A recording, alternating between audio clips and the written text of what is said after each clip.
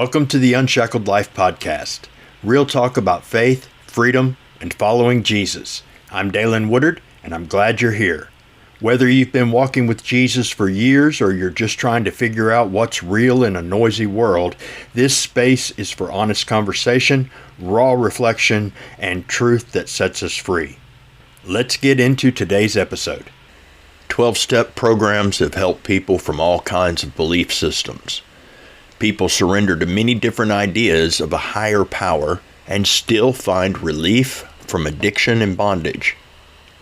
But if any version of a higher power works to find freedom from addiction or whatever you're in bondage to, what does that say about Jesus being the truth, the life, and the only way to God?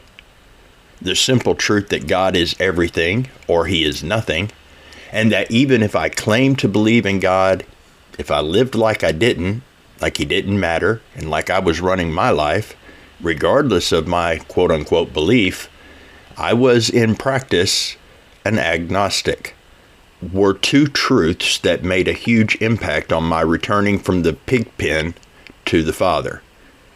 I heard both of these ideas in 12-step programs. While it angered me when my parole officer made it a condition of my parole to attend before my parole was over, I was truly grateful for that requirement.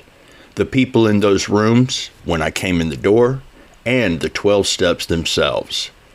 I do agree that it doesn't matter what you believe at the start, because obviously all of us begin from a place of misunderstanding God and our relationship with Him, or we wouldn't have been in the bondage in the first place. So, to restate the opening question that's bothered some folks, maybe you too. If people in recovery can get clean and stay sober through all kinds of higher powers, does that mean Jesus isn't the only way? I know people who think this question is easily answered, yes. I know people who are happier than they used to be, and who have been free from what they began walking the recovery road to escape from, who actually use their own success and that of others as some sort of proof against the idea that Christianity can make the truth claim to be the only way. If you are one of those friends of mine, this is not an attack on you at all, but rather I would ask if you would humor me and let me give you an illustration that may give us all something to think about. I thought of this shortly after a recent conversation with a friend of mine where this idea that is often found in recovery rooms came up. If any old path will work, why pick one as hard and uncomfortable and socially unpopular as following Jesus? The Bible says things I don't like and calls for me to deny way more of myself than I really want to. I want to stop this one thing, or maybe a few things, but all this other stuff over here, I kind of want to keep control over that. So I'm going to surrender instead to a higher power that agrees with me on the stuff I don't want to surrender. This is my experience, strength, and hope. That's what I did, and what I've seen in many of the quote-unquote freer belief systems of spirituality, where ultimately I get to remake God in my image. Of course, not really my image, but an idealized me image. A God who likes me as I am and only wants to change me in ways I want to be changed, and who agrees with me on all the things I don't like about the Bible. But seriously, why not if it works? It's easier, it's more accepted, and if it works, doesn't that prove its validity?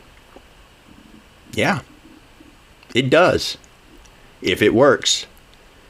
If vague whatever spirituality leads to freedom, then doesn't that make it a valid path, and therefore Christianity, which makes a truth claim to be the only way, can't be right? Yeah, that's logical. But what do we mean when we say it works? And even more importantly, what kind of freedom are we talking about? Imagine, if you will, that you've been sent to prison and have been in there for years. One day, you make parole. The gates open and you walk outside of the walls for the first time in so long that you actually stop to appreciate the moment. A family member or friend meets you, or you climb on a bus for wherever you're supposed to report to for parole. As that ride is happening, you haven't felt so free in years. A change of clothes and a little distance from those who saw you exit the prison, and no one else on the road even knows, except perhaps the person you're with. You stop for a meal at a restaurant and everyone around you just acts like you're as free as they are. And you feel even more free than you imagine they do, because they, you figure, like you once did, take freedom for granted. Again, at least that's how I felt. That's my experience, strength, and hope. So very free, even breathing felt easier. But I wasn't free. I was a parolee, which is just a convict who lives outside the prison.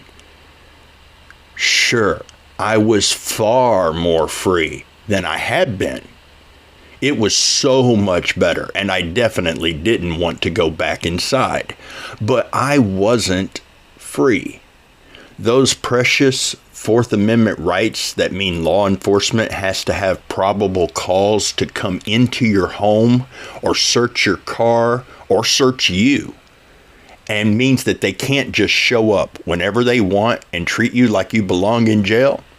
Those don't exist for parolees.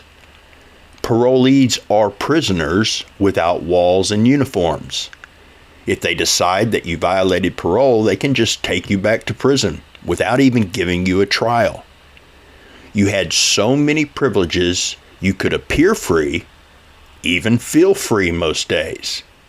But you won't be truly free till you come off that paper and the sentence is complete.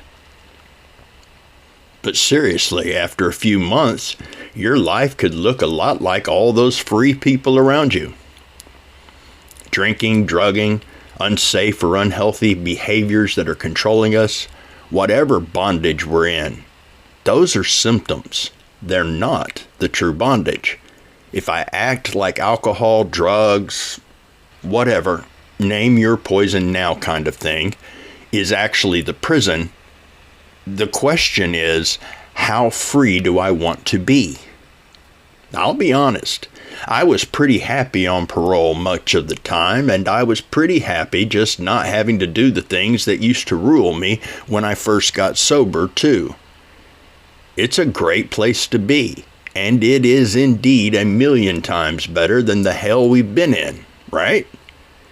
But as someone who has been there, done that, I can assure you that free is far better than parole-free.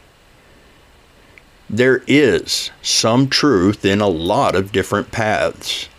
And if you just take the book of Proverbs and walked in some general wisdom and truth consistently while being less selfish and self-centered, caring more for others, your life would likely improve in many ways and areas, even if you didn't believe in God, at least for a while, maybe a long while. Often, even an atheist can walk in enough general truth and love to make parole and never drink or drug or act out in old addictive behaviors again. And if that's all the freedom you desire, maybe it will even seem like any old truth will do. But if you want real freedom that can't be taken away, and with the restoration of all rights of citizenship, You have to keep going. You have to keep following truth deeper and deeper. No matter what path you're on, if you refuse to accept less than truth, you will be led farther and farther from the lies that held you captive until you will one day find that when Jesus said, "I am the truth, the life, and the way," he meant what he said. Not that he is an example of how we can all be our own truth, way, and life, but that he is those things. It's not any old truth that will set you free. Some truths will get you condemned, and some might give you just enough truth and just enough freedom to keep you a happy prisoner on parole. Jesus didn't come to give you just enough truth to survive outside your prison. He came to tear down the prison, destroy parole, cancel your record, and bring you all the way home. John 8:36 assures us that those who the Son, who Jesus sets free, are free indeed. Thanks for joining me for this episode of the Unshackled Life podcast. If it encouraged, blessed, or challenged you, consider following the podcast and sharing it with someone you feel it might bless or help. Be blessed, and remember, when you fix your thoughts on God and build your thinking on the foundation of His truth, God fixes your thoughts.